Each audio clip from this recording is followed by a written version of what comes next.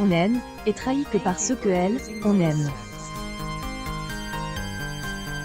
C'est, et parfois ce qu'a pu se dire la reine Elisabeth II, qui a eu bien des soucis avec les princes Andrew et Harry, respectivement son fils et son petit-fils, qui étaient, selon les critiques royaux, ses préférés. Honneur aux aines, avec le père des princesses Béatrice et Eugénie, qui a tout d'abord créé un scandale en divorçant de Sarah Ferguson, la duchesse de York, surprise en train de se faire lécher les pieds en vacances par un autre. Elle, ancien couple et néanmoins reste en bons termes, tellement bons qu'ils se sont retrouvés au fil des ans à divers scandales financiers. En 2010, la presse britannique révélait que Sarah Ferguson avait promis à un homme se présentant comme un chèque d'organiser une rencontre avec son ex-mari contre 500 000 livres sterling. Problème. Il laisse, à JCD, un reporter du News of the World. Et pas plus tard que cette année, en avril, une millionnaire, Nebahaï Bilan, apporte pour fraude contre son conseiller financier. Comme le relaye la BBC, Sarah Ferguson aurait reçu, via ce conseiller en délicatesse, 245 000 livres sterling et le prince Andrew plus d'1 million. Outre les erreurs de jugement financier de son fils, la reine Elisabeth II a aussi dû le sortir de elle, affaire Epstein. Le prince Andrew a en effet été accusé d'avoir eu des relations sexuelles non consenties avec une mineure, qui était alors sous elle, en prise de elle, homme des affaires pédophiles.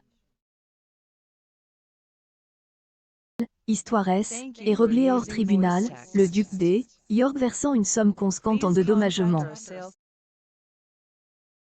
Du côté du prince Harry, point de scandale sexuel et financier. Le jeune homme est plutôt distinct dans ses jeunes années pour son peu de jugeote, si elle, on met qu'à sur le compte de son jeune âge. Le 13 janvier 2005, la reine a eu un choc en lisant la presse. Son petit-fils déguisé en nazi faisait la une de tous les tabloïds, alors qu'il avait 20 ans. Il est excuse dans un communiqué dès le lendemain, 4 ans plus tard, il a été filmé en train de surnommer ses collègues à elle, Army 2, Ipaki, I et un autre de, Ibougnoul, I. Nouvelle fureur de la reine, connue aussi pour avoir lutté contre le nazisme pendant la Seconde Guerre mondiale. Gage que tout le monde peut changer, le prince Harry a épousé Meghan Markle en 2018, une actrice engagée pour la cause féministe et contre le racisme. De quoi apaiser les inquiétudes sur elle, avenir du fils cadet du prince Charles.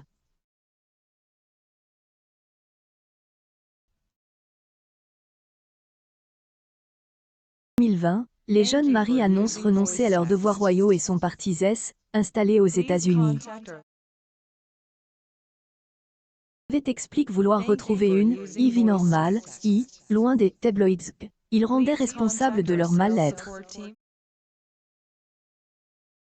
De titre, l'année dernière, le prince Harry a accordé une interview dévastatrice à Oprah Winfrey avec son épouse, Meghan Markle, dans laquelle le couple a évoqué le racisme dont ils auraient été victimes au sein de Buckingham Palace.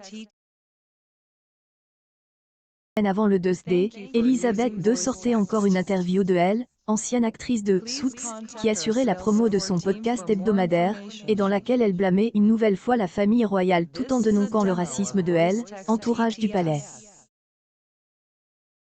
Lorsque le prince Harry et Meghan Markle se sont retirés de leurs fonctions en 2020, la reine leur a retiré leurs titres royaux, ils avaient pourtant tant de déposés comme marque. Prince Andrew a été déchu de ses titres militaires et ses patronages par la reine au début de l'année.